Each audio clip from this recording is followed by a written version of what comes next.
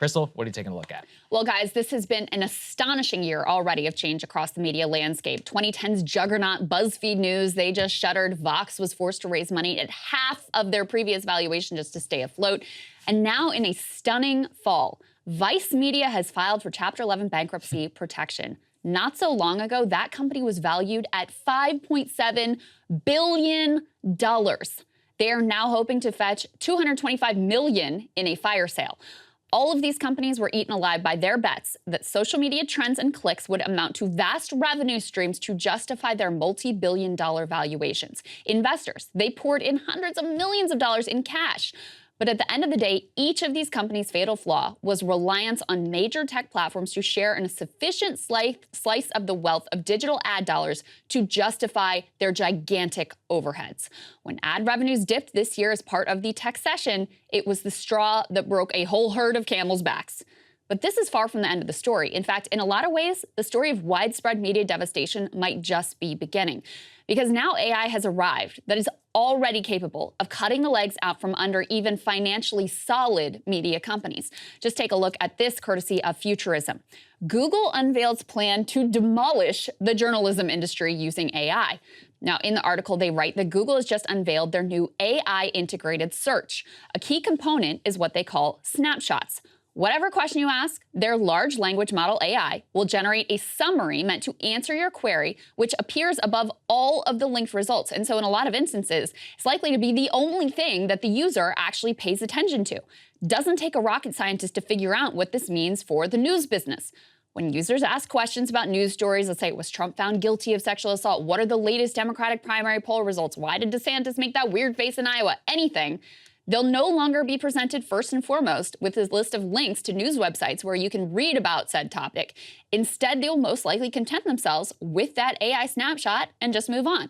Now, this will result in far fewer visits to news sites, which will generate far fewer ad impressions, and which will circumvent all paywalls, and which will prevent news sites from getting you to pay for a subscription. These are all primary, critical sources of news business revenue, and every one of them gets cut off at the knees by the innovation of AI snapshots. As RPG site owner Alex Donaldson puts it, quote, "If this actually works and is implemented in a firm way, this is literally the end of the business model for vast swaths of digital media, LOL. Will publishers be paid for providing this grist for the AI mill? Doesn't really look like it." A Google spokesperson told Futurism, quote, "We don't have plans to share on this, but we'll continue to work within the broader ecosystem, whatever that means." So what is this all going to look like? Well, if you are not a behemoth like the Times, the Post, or the Wall Street Journal, you're probably screwed. 2010's digital media plays were taken out by betting on social media. Now, a lot of other outlets are going to be taken out by their reliance on search platforms, squeezing an already struggling industry. Google, after all, accounts for 91% of all search traffic. And other search platforms like Bing, they're going to have their own AI bots as well. And the news industry, they're already in a world of hurt. After all, even large outlets, places like NBC News, Washington Post, they've announced layoffs to cope with that downturn in ad revenue. So what is going to survive?